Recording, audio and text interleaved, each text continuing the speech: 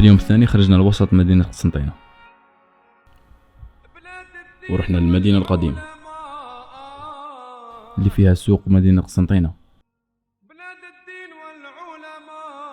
وفيها بنايات قديمة.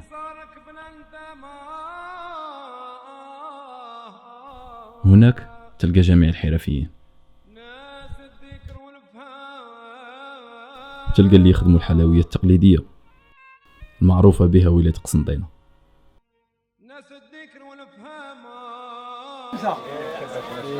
الكاسات العنقة الشعبي بيد الجلانية هذه الجلانية وكاوكاو يعطوا لهم جوية.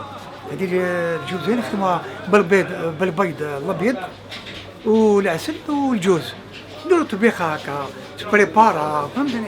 حنا نخدمو فيها تاع اللوز هاي الجوزية تاع اللوز هذه ثاني. خويا جيو عندنا هنا